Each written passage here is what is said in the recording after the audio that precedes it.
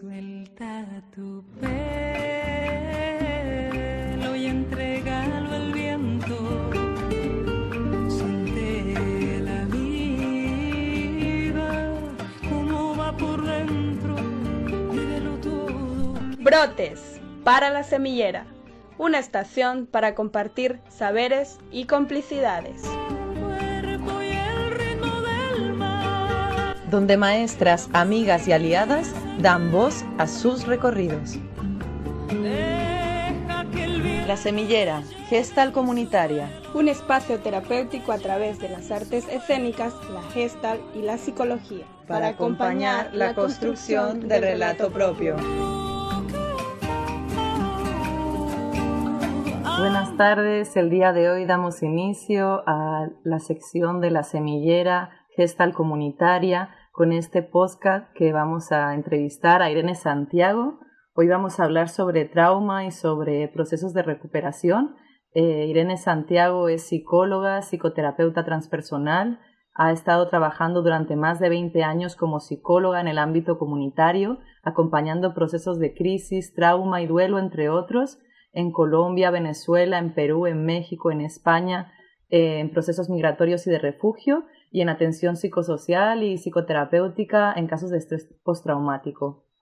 Ella tiene una perspectiva integral e investigativa del potencial terapéutico de la conciencia y además es docente universitaria, conferenciante, ponente y coordinadora de la asociación Voces con Sentido. Lo dije todo esto sin respirar. Irene, ¿cómo estás? Buenas tardes. Buenas tardes. Yo me voy a permitir añadir algo más, que es el Centro Empagenia, que es el centro también de psicoterapia e investigación de la consciencia, en el que ahora mismo estamos realizando pues mucho trabajo también en esta misma línea. Qué bueno, es un gusto contar contigo el día de hoy para poder, nutrirnos de toda esa experiencia y de todos esos conocimientos. Como semillera teníamos la ilusión de ir nutriendo el espacio que estamos construyendo con voces de maestras, de compañeras, de aliadas que han caminado mucho tiempo por este sendero que hoy nosotras arrancamos, ¿no? Y pues poder entre todas ir conociendo más. En este caso, el día de hoy sobre el trauma, ¿no? No sé si nos quieres contar un poquito cómo ha sido tu experiencia y qué es para ti el trauma en todo este trabajo que has desarrollado. Vale. Bueno, lo primero agradeceros mucho por la invitación, es un gusto enorme poder estar aquí con vosotras y poder compartir estos espacios de camino, de tejido conjunto, ¿no? Somos muchas y muchos quienes estamos en estos caminos y es un placer, muchas gracias. Y a ver, voy con esta primera pregunta. Fíjate que yo hace muchísimos años trabajo o acompaño procesos lo que relacionados con lo que popularmente conocemos como trauma, aunque a mí esta palabra, este término no me encanta. O sea, porque creo que empezamos, y lo digo por un motivo esencial, ¿no? A ver, cuando hablamos de trauma hablamos de una palabra, de un término clínico y de algo muy grueso. A mí me gusta hablar de impacto, me gusta hablar de herida, me gusta hablar de huella, me gusta hablar de ruptura. Estos serían como aspectos que definen el trauma. Pero me gusta también salir un poco de este término porque a veces nos acostumbramos a términos que pueden patologizar. Hay quien desarrolla cuadros de lo que llamamos clínico en estrés postraumático, pero luego, por ejemplo, tenemos lo que se llama el trauma psicosocial, que tiene que ver también con, que luego un poquito podemos hablar de esto, pero que tiene que ver también con el impacto a nivel social, ¿no? de algo que sucede y que nos impacta y que nos rompe, ¿no? Entonces, ¿qué es lo que definiría esto en lo que nos adentramos? Sería la ruptura. Cuando sentimos que hay una ruptura internamente, tanto a nivel personal como a nivel social, donde cuando estamos frente a procesos en los cuales sentimos que hay un antes y un después, que hay algo que nos sucede que nos rompe por dentro. Ahí estamos hablando de trauma en ese sentido, ¿vale? Me gusta hablar de una huella profunda, de una huella, ¿no? O sea, una memoria, una huella que queda en nuestra memoria y que es dolorosa, que desgarra, que rompe, que es como una grieta que se abre, ¿no? Entonces, bueno, para mí un poco como para entenderlo desde ahí, desde ese proceso de ruptura, para un poco entenderlo, pero repito, me gusta más hablar desde ahí, ¿no? Que desde este tema, ¿no? Hablar del impacto que a nivel social también están generando, se puede generar, ¿no? En contextos diversos, ¿no? Podríamos encontrar como que hay diferencias, o sea, como que hay huellas o dolores o heridas que tienen que ver por el contexto y otras que tienen que ver como más por la historia personal, o ¿hay algún tipo de clasificación de estas heridas? Claro. O huellas. Sí, podemos hablar de... claro, o sea, lo que vamos viviendo se va asentando sobre vivencias previas. Entonces, cuando hablamos de estas heridas, si nosotros, por ejemplo, de chiquitas, hemos, no sé, por ejemplo, ¿no? Hemos generado o tenemos una herida que tiene que ver con no sé, con un contexto, por ejemplo, hemos vivido pues un contexto que nos ha impactado, de separación, de abandono, de cualquier cosa, o una situación de agresión, algo que ha ocurrido ahí. Si eso luego vamos a la edad adulta, lo que vivimos posteriormente se va, entre comillas, digamos, es como si se fuera colocando sobre esa herida previa. Entonces, ahí hay un asidero, hay una herida previa sobre la cual entran en resonancia, conecta con la nueva. De hecho, por eso la nueva herida muchas veces está remitiéndonos, a veces nos encontramos con que cuando trabajamos el trauma, la herida, lo que vemos es que, claro, lo que tocamos son las heridas previas, finalmente. Podemos entrar en lo reciente, pero enseguida vamos a lo más antiguo, digamos, a la herida, lo que podemos llamar como la herida primigenia. ¿No? Muchas veces, por ejemplo, encontramos relaciones de conflicto con la figura de la madre, del padre, de los hermanos, etcétera, ¿no? Y que eso luego, cuando hay otras vivencias, vuelve a aparecer. En situaciones donde incluso cuando aparentemente, entre comillas, no tiene nada que ver, sí. Eso se asienta sobre eso, ¿no? Entonces, bueno, sí que podemos hablar de una relación a ese nivel, ¿no? Respecto a lo individual y a lo que vamos viviendo. No sé si te respondo a la pregunta. Sí, totalmente. ¿Y crees que en este ir encontrando estos impactos, estas huellas, estas heridas, ¿no? Que solapan unas con otras, crees que el arte, tú que vienes de trabajar en esta de ser coordinadora de esta asociación de voces con sentido, tú, después de toda esa experiencia, ¿no? Y otras que imagino que acumulas, ¿crees que para trabajar estos impactos, estas huellas, estas heridas, el arte puede ser una propuesta? El arte es un lenguaje que, en mi experiencia, permite entrar en contacto con el dolor, que es parte esencial, ¿no? Cuando hablamos de la herida, de la ruptura interna, de la crisis, del impacto. Tiene que ver nos permite tocar ese dolor, nos permite conectar con un lenguaje de alma, con el lenguaje de las emociones, del cuerpo, del alma. Vamos, como ahora se llama, ¿no? Bueno, vamos más al hemisferio derecho que al izquierdo, es decir, que no estamos tanto muchas veces en la palabra, que a veces es difícil. La palabra es importante para poder crear una narrativa, para poder nombrar lo que he vivido, para poder ponerle nombre, exteriorizarlo, pero a veces es difícil llegar ahí. Entonces el arte nos permite explorar, permite, por ejemplo, tratar aspectos profundos, delicados, ¿no?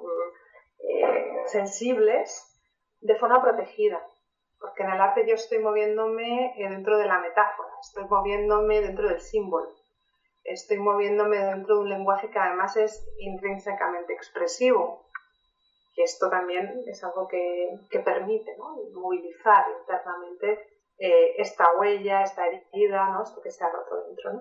Entonces me permite entrar en contacto de una forma protegida, por un lado, y me permite poderlo significar desde otro lugar, desde un lugar en el cual hay un potencial expresivo que muchas veces supera la palabra. A veces la palabra se nos queda corta, a veces la palabra no llega tan fácil, ¿no? Entonces, el arte nos permite movernos en este espacio de lo simbólico, de la metáfora, y luego desde ahí es más fácil ponerle palabra. Llegamos de una manera más acompañada, más suave, menos invasiva. Por lo tanto, también algo que permite es que hay menos resistencia. Puedo llegar más a fondo y de una manera más segura emocionalmente para la persona, ¿no?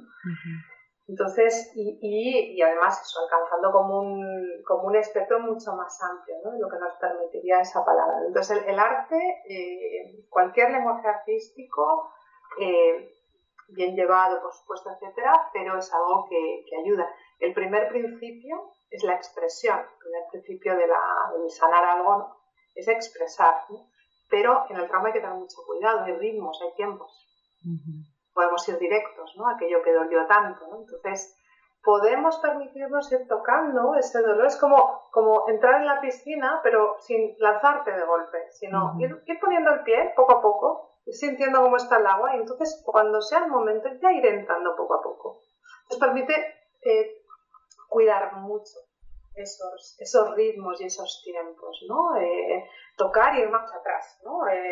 Tocar y quedarte ahí, ¿no? Tocar y decir, vale, ahora estoy tocando algo, un momento, ¿no? Voy poco a poco, ¿no? Entonces, permite mucho ese cuidado y a la vez entrar en contacto, ¿no? Este equilibrio es algo que es importante, pero y es algo a cuidar muchísimo cuando trabajamos con el trauma.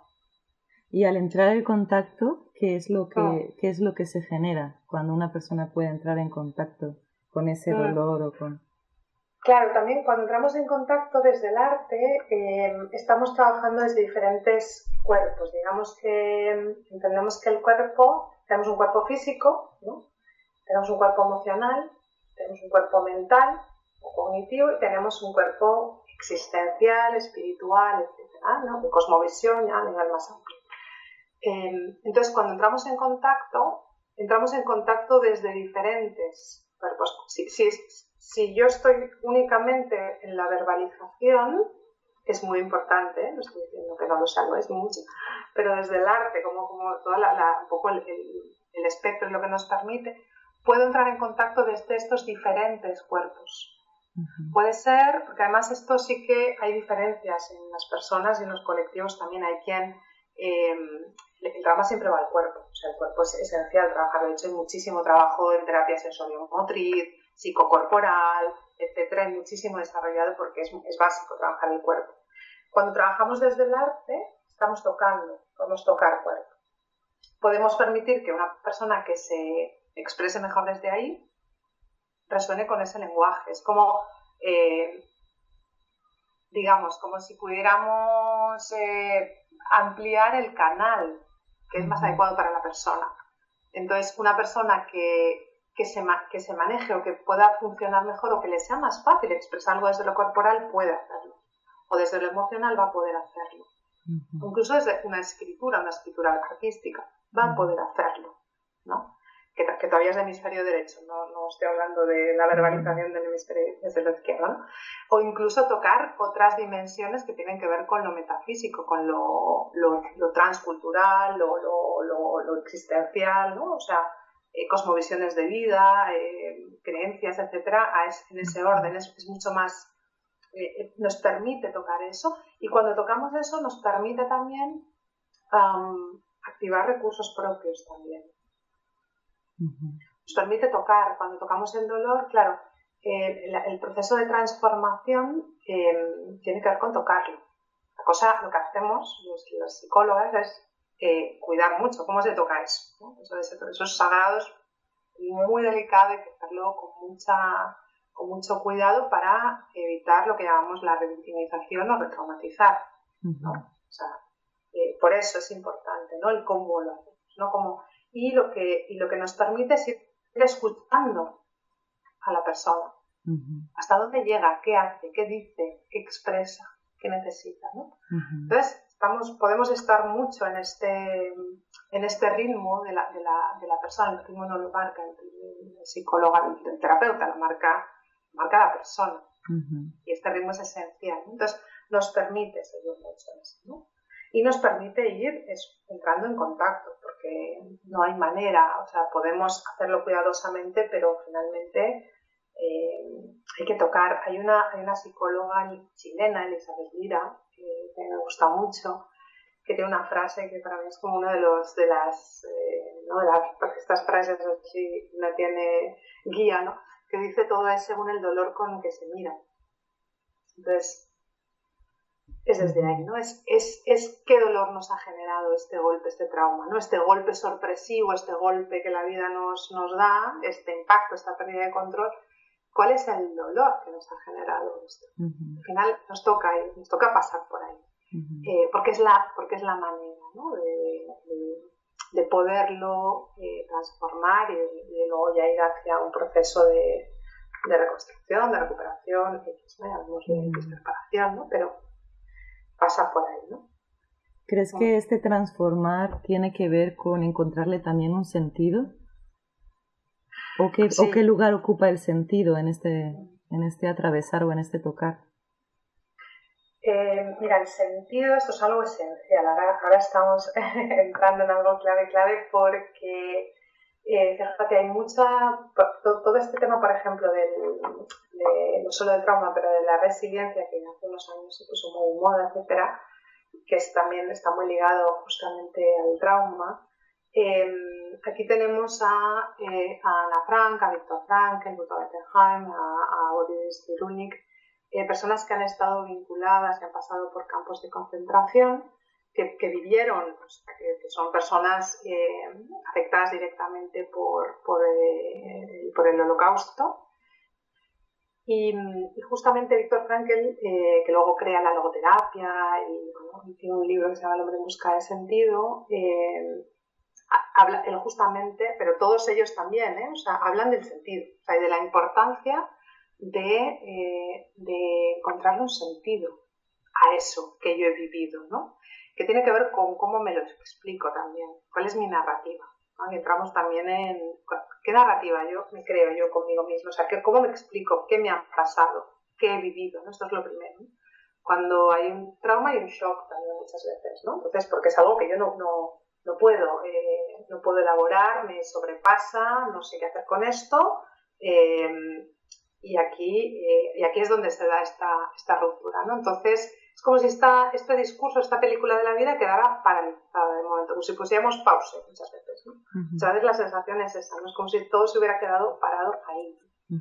Entonces, el sentido es algo que, tras estas experiencias que tuvieron todos ellos, que además documentaron, esto es muy importante porque es como de estas experiencias de trauma muy, muy profundo, surge un tesoro, surge algo que comparten con la humanidad, porque esto es un aporte a la humanidad, el poder decir, mira, personas que han pasado por experiencias tan extremas y tan duras, y que luego de ahí podemos también aprender de estos caminos como humanos que somos, y poder transitarlo también, ¿no? Saber cómo transitamos y poder también contar con estas experiencias, ¿no? Entonces ellos justamente hablan muchísimo del sentido. A veces yo, por ejemplo, con el acompañamiento con personas en estas experiencias, me he encontrado, me han dicho, no, pero ¿cómo le voy a encontrar un sentido, ¿no? O sea, si esto no tiene ningún sentido, claro, quizá no se trata de encontrar el sentido, puede ser, o de crearle sentidos, ¿no? ¿Cuáles son los sentidos que construimos? Pero sí que es muy importante, ¿no? Lo que Viktor Frankl, por ejemplo, relataba es, claro, una persona que se aferre, y esto es parte de su experiencia personal directa, ¿no? si yo me aferro a un sentido, al sentido que tiene esto para mí, puedo atravesar.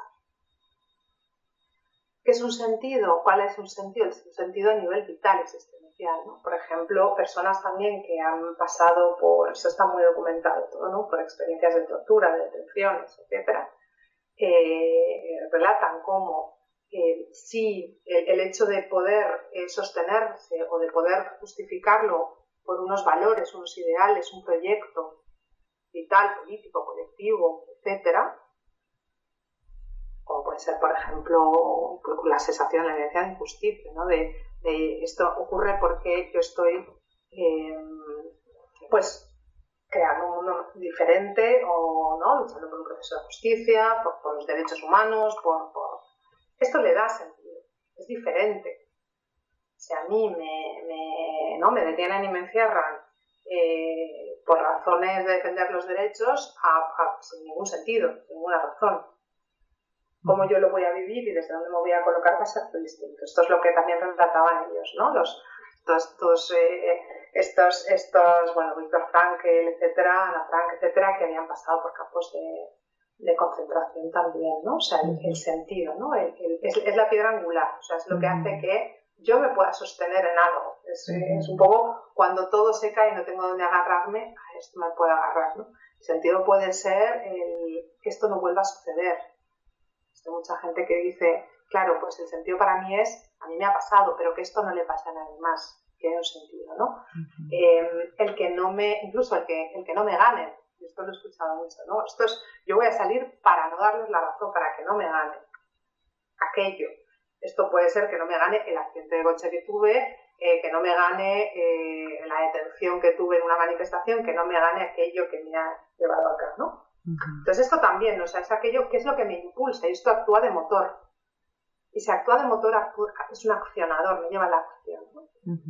Entonces esto es algo que también sí, o sea, el sentido es completamente necesario y es importante. A través del arte, por ejemplo, también lo que hablábamos, ¿no? Se trabajan los sentidos, el propósito, quién soy yo en la vida, ¿qué me pasa esto? ¿Cuál es el sentido de esto? ¿No? ¿Cómo yo me lo narro a nivel identitario?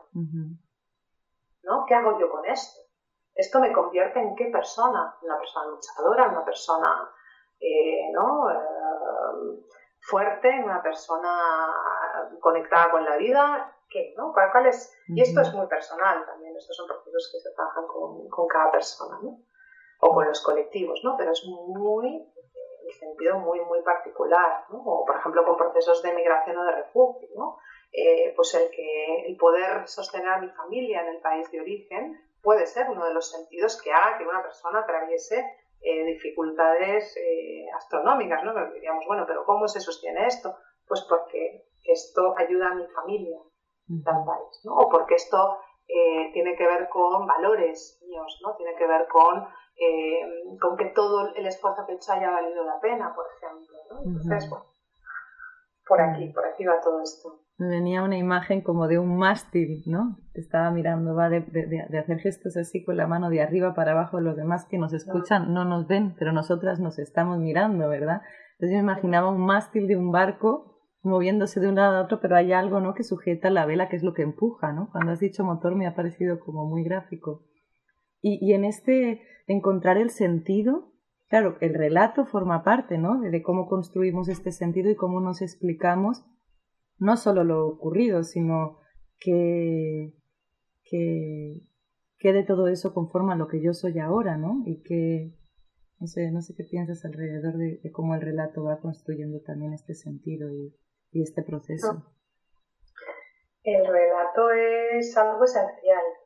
Y el relato, cuando hablamos del relato hablado y también volviendo a lo inicial del arte, ¿no? O sea, todo esto tiene que ver con narrativa y con cómo yo me lo voy explicando. Algo que es interesante es cómo muchas veces permite movernos en ese relato. Como parte del transitar esa experiencia pasa por salir de algo fijo, de la foto fija, digamos, ¿no? Entonces esto es como una foto fija, ¿no? Además a nivel de memoria muchas veces queda como muy marcado, ¿no? La persona te puede hablar con detalles hasta de cómo era el ángulo del rayo de sol y en ese momento en el que pasó esto había una señora que estaba en un balcón y se acuerda, pues hay una foto fija casi como muy, muy vívida, ¿no? Y a veces este relato tiene que ver con, es como si a nivel de metáfora ampliáramos el foco y pudiéramos ver, incorporar otros matices, otros detalles, otros elementos que mueven esta foto también. Es como si la película hubiera quedado parada en ese momento, en ese punto, y le volviéramos a dar al play y eso pudiera continuar. Esto es lo que darle continuidad, ¿no? Moverse, ¿no? Entonces, aquí el relato, cuando trabajamos con la gente, lo que hacemos es poder ir a las creencias por debajo de ese relato. ¿Cuáles son las creencias sobre las cuales se sostiene ese relato? Permite resignificar, permite movernos, que no quede como algo fijo, porque si queda como algo fijo, puede ser algo que sí nos ayude, pero normalmente limita bastante y nos quedamos anclados a eso. Pues lo que hacemos es poder movernos en eso, sentirlo, transitar las emociones, tocar ese dolor, entender qué significa, entenderlo con el cuerpo, entenderlo con el corazón, entenderlo con las emociones, entenderlo con la cabeza también. Y ahí las narrativas se pueden mover, podemos ampliar las narrativas, podemos ver cosas podemos ver cosas de nosotros que no hemos visto. Por ejemplo, con la culpa, que aparece muchísimo, ¿no? Imaginemos, ¿no? Yo, no sé, una persona que por ejemplo, ¿no? que estaba en un contexto de derechos humanos, por ejemplo, y entonces hubo una detención y en ese momento se paralizó o salió corriendo, ¿no? Y como yo salí corriendo, entonces a otra compañera le pasó algo, ¿no? Vale. Y esa película queda en la cabeza, ¿no? Es como el disco que vuelve y vuelve y vuelve, ¿no? Esto es la foto fija, ¿no? Cuando trabajamos esa narrativa nos permite ampliar y abordar desde otro lugar y poder entender por qué ha pasado eso. Poder desculpabilizar. Si no, el discurso queda totalmente centrado en esa culpa, ¿no?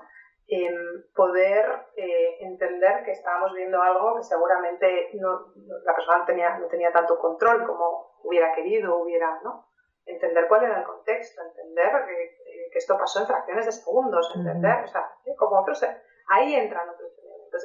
Esto es cuando digo enriquecemos, ¿no? Enriquecemos nosotros, empezamos a trabajar y a ver qué otras cosas también estaban pasando ahí. Como por eso digo, es como si ampliáramos el foco, ¿no? Y ahí podemos empezar a ver también otros recursos, valores, qué pasó, ¿no? Cómo la persona ha vivido eso, ¿no? Y ahí es donde un poco se libera toda esta... Porque al final todo está basado también en la percepción, en esta vivencia y en esta percepción, ¿no? Y tiene mucho que ver con lo identitario, ¿no? Es que yo no fui fuerte. Por ejemplo, ¿no? Esto de la fuerza que aparece muchísimo. Yo no fui fuerte, no sé si fui fuerte o no fui fuerte. Ser fuerte entendido como... de forma desde la acción, ¿no? Si corrí o no, si ayudé a mi compañera o no, si hice tal o no, pues desde ahí, o sea, el trabajo que se puede hacer, que se hace, tiene mucho que ver con eso, ¿no? Con moverse y con moverse en esa narrativa y con poder entender otros aspectos también. No es como un poco, sí, esto que hablábamos antes de... Bueno, es como la metáfora como si pasáramos de un teleobjetivo, algo que ve muy pequeño, ¿no? A un gran angular, ampliamos. Y aquí es donde en esta narrativa, que es una narrativa que va a ser liberadora, que va a ser transformadora, que va a ser fortalecedora, ¿no? Porque nos permite resignificar, permite movernos, permite vivenciar también y salir de lo fijo, ¿no? Yo no lo hice bien, y no lo hice bien, y no lo hice bien, ¿no? Es como, bueno, ¿lo podía haber hecho de otra manera? No lo sé, además, ¿no? Hay que verlo, o sea... Y poder aceptar las reacciones que tenemos en contextos extremos, porque estamos hablando en la mayor parte de casos de contextos, de momentos extremos, de momentos donde no tenemos control.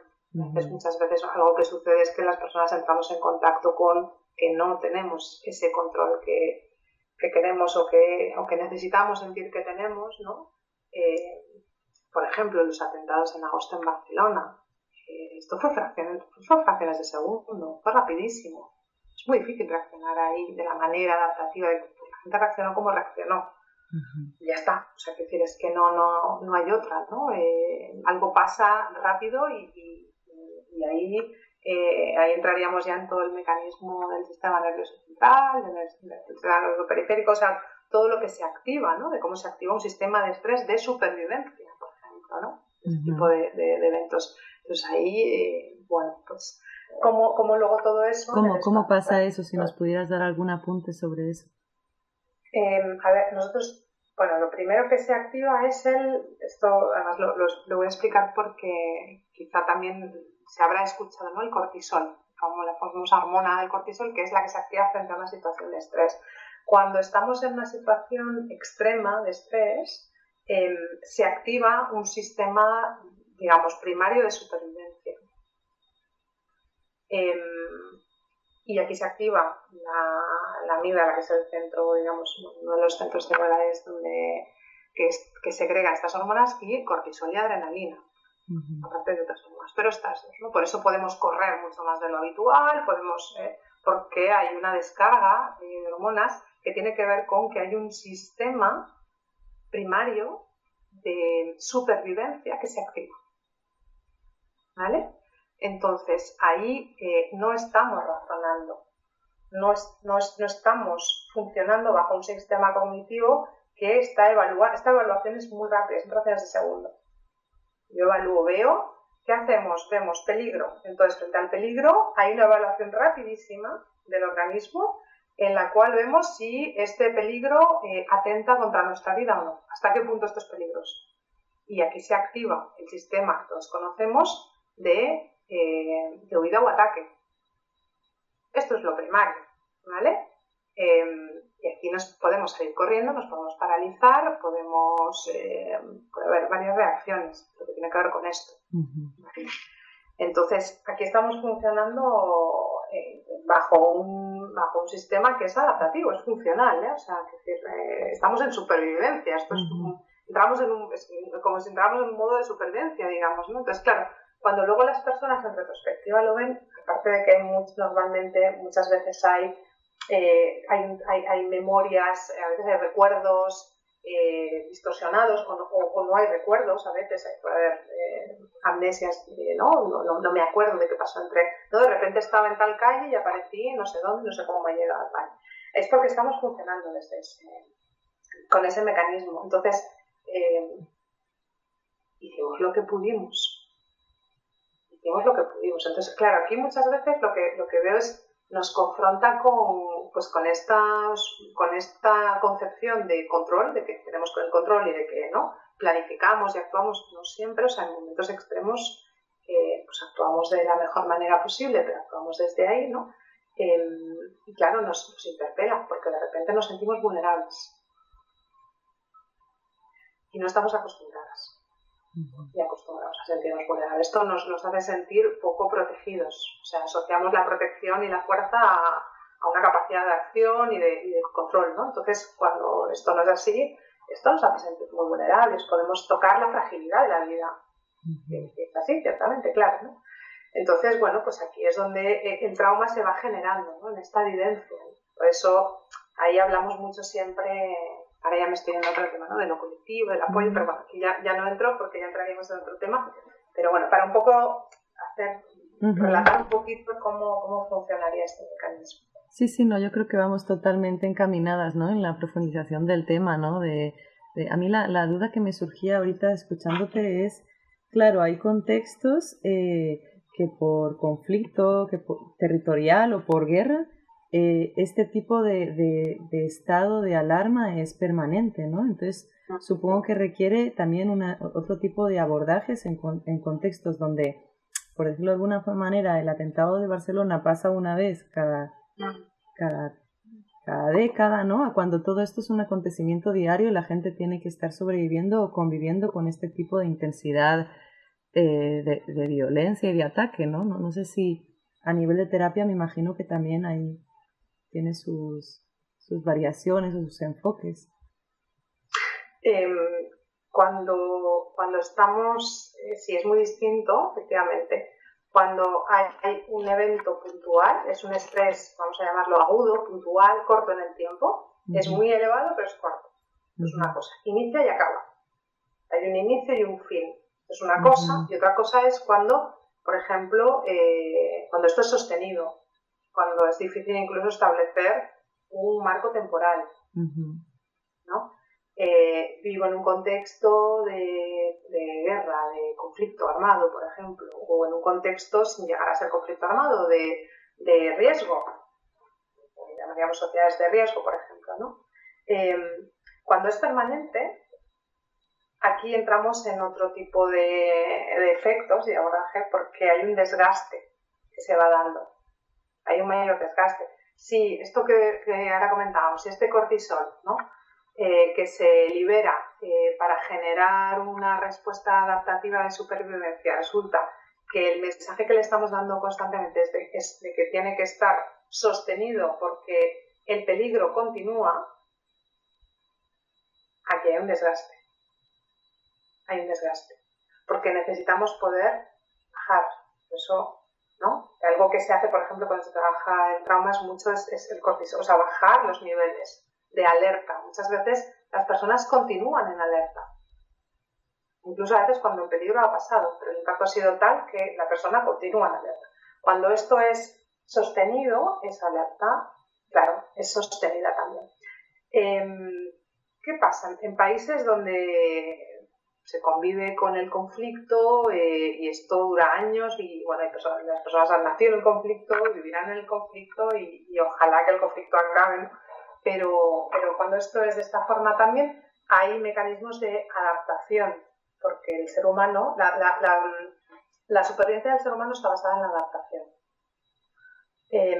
Entonces se generan mecanismos también de adaptación, de cierta convivencia, porque si no sería imposible, el cuerpo necesita relajarse en ciertos momentos. O sea, aquí sí, es importante poder también ir trabajando todo esto.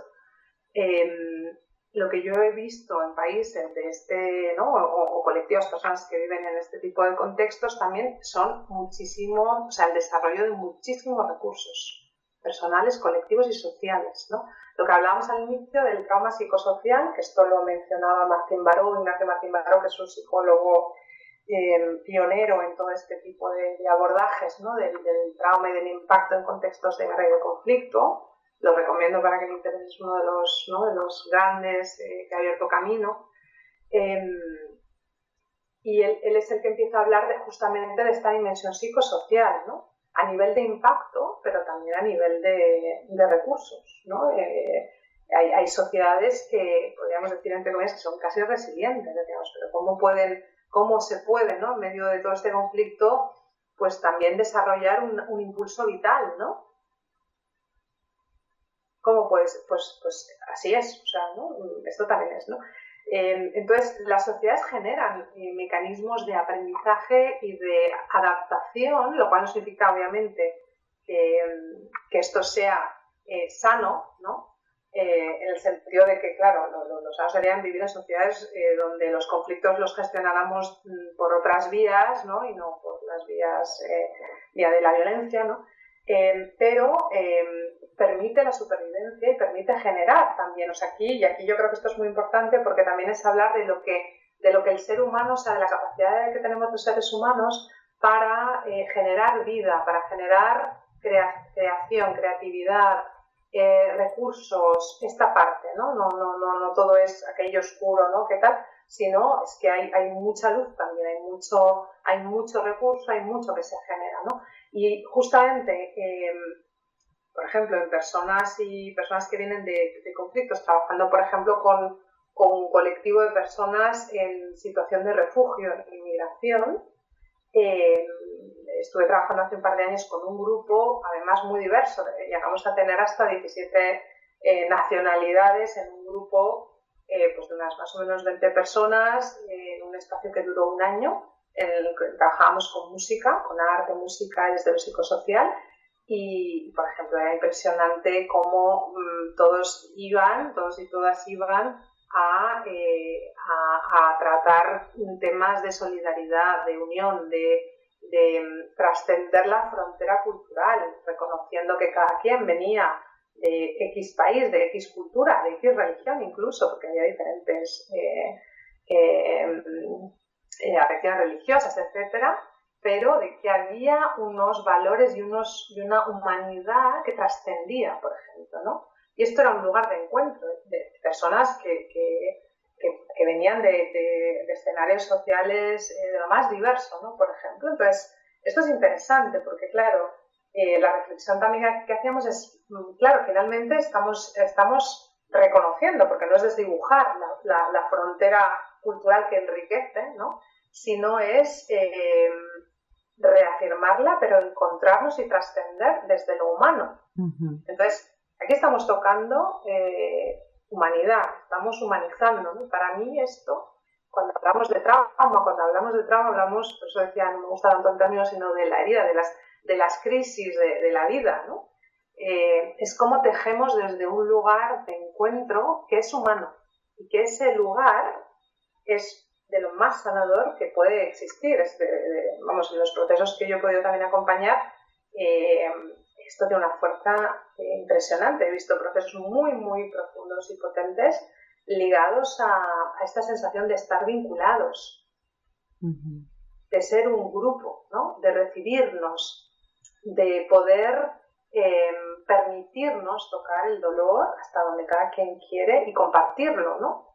Y poder estar ahí y también poder generar toda esta vida alrededor de esto, ¿no? Es un poco como si dijéramos, pues hay tierra seca, como si dijéramos en un lugar donde hay tierra seca, el clima seco, no crece hierba, pero sí hay una flor que crece, ¿no? Esta imagen que hemos visto muchas veces, eso es, ¿no? Y eso existe, ¿no? Y a partir de ahí empiezan a crecer otras flores, otros, ¿no? Hierbas, vegetales, o sea, quiero decir que hay algo fértil, y esto fértil yo siempre lo he visto.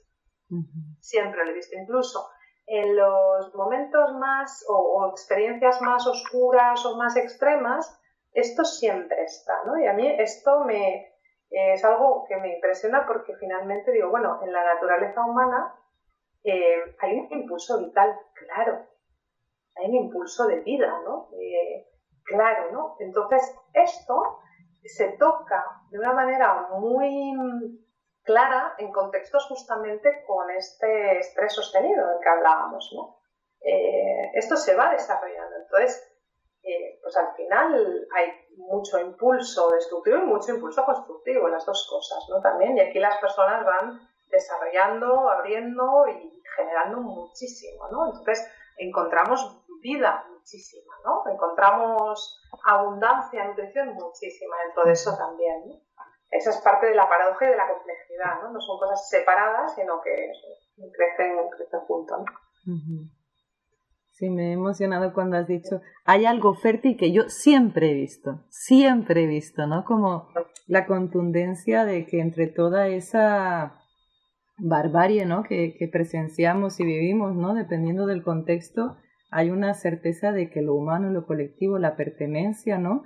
Genera cierto tejido que sí permite, ¿no? Conectarse con la vida. Sí, y crear nueva vida. Uh-huh. Crear esa nueva vida, ¿no? Que se crea cuando se dan todos esos espacios y momentos, ¿no? Entonces es un proceso de transformación, absolutamente, ¿no? Y a mí esto me da esperanza, me gusta poder decir que esto es así, ¿no? Porque si no sería también como, bueno, me encuentro con todo lo oscuro, pero no, dentro de lo oscuro hay salud, ¿no? Y no podemos separar luz y oscuridad, ¿no? Está más mezclado de lo que parece. Entonces sí, eso me alegra poder decirlo con esta contundencia.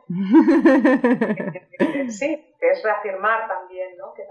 Y que las personas recorren estos caminos y hay mucha fuerza que se genera de ahí también, ¿no? Uh-huh. Muchísima, ¿no? Yo siento que tengo el honor y el privilegio de poder de alguna manera acompañando estos procesos, participar y aprender y verlo, ¿no? Y admirarlo, porque son procesos dignos de admiración. O sea, es un proceso humano vital muy, muy profundo y difícil, incómodo, pero vital, ¿no? Entonces, sí, es un privilegio eso, sí. El ser testiga, ¿no? Sí, exacto, el ser testiga, sí. Sí.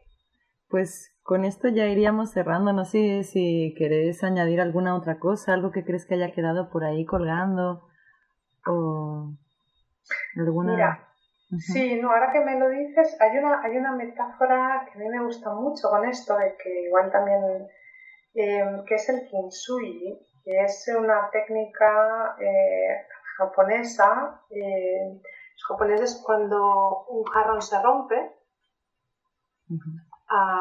ellos hacen esta técnica del kintsugi, es una elaboración con una especie como de barro, pero que está bañado como en un baño como de dorado, digamos, ¿no? Entonces el jarrón se recompone y lo que vemos es el jarrón, pero con estas marcas doradas, ¿no? de jarrón reconstruido. Es un jarrón que se ha roto y se ha reconstruido. Y este jarrón, con esta técnica de kintsugi, lo bonito es que el jarrón tiene un valor casi mucho mayor que el anterior, que el que no se ha roto. Esto me parece hermosísimo, porque no solo es decir, bueno, se rompe y lo reparamos, no, sino que no es una reparación, es una transformación, porque es otro jarrón. Y es otro jarrón que incluso los japoneses, ¿no? con esta idea de belleza que tienen, etcétera, lo tildan, o sea, es mayor belleza, ¿no? Para ellos tiene mayor belleza, tiene mayor valor casi, ¿no? Porque tiene historia, porque tiene una historia, una memoria, ¿no? Entonces, esto me gusta mucho porque me parece que habla mucho de lo que son este tipo de procesos, ¿no? Que no solo es que, digamos, nos reparamos, porque esta palabra de reparación a veces parece un poco fría, ¿no? Sino que hay un cambio, sí. En el trauma hay un cambio, siempre. No, volver atrás a quien yo era, esto es transformación, ¿no? Y hay algo nuevo, hay una nueva persona, hay una nueva forma, hay algo nuevo que resurge, y poder ver que hasta puede ser más bello, en el sentido, ¿no? Como hablamos de estas historias y estas memorias y de cómo podemos salir fortalecidas con experiencias vitales, ¿no? Entonces, bueno, se ha hecho un trabajo desde ahí, hay un ¿no? Se puede, las personas pueden resignificar aspectos de la vida de una forma muy profunda, ¿no? y muy nutritiva, ¿no? Entonces, esto es parte de todo este camino. Pues me gusta mucho esta metáfora, ¿no? Esta metáfora de kintsugi, quien quiera que googlee kintsugi, con K, kintsugi, y es algo que es bueno, que me parece que es clarificador y que es esperanzador y hermoso, ¿no? Sí que lo es. Sí que lo es, encontrar la metáfora y encontrar esa transformación que también es que reconecta con ese impulso vital que nos hablabas, ¿no? Pues exactamente. Muchísimas gracias, Irene. La verdad que para nosotras es un honor y un placer que abras esta sección que tenemos en la semillera, Brotes de Semillera, lo vamos a llamar, y estamos encantadas de que lo abras, agradecidas, y seguiremos anunciando los siguientes programas. ¿Dónde podemos encontrarte, Irene, en caso alguien te quiera contactar? Vale, bueno, lo primero deciros que ha sido un placer y de verdad un honor que habráis poder participar en ese lugar, y os deseo muchísima abundancia y muchísima nutrición de todos estos espacios. O sea, creo que puede ser un espacio muy nutritivo, así que felicitaros y os voy a seguir. Y a ver, sí, las personas que estén interesadas pueden entrar en la web www.empagenia.com. en pagenia.com. Allí además tienen, bueno, si quieren navegar y un poquito como explorar, allí también hay materiales y allí ya están el correo y el teléfono y todas las formas de contacto que se quieran. Y pues nada, ahí estamos. Muchísimas gracias.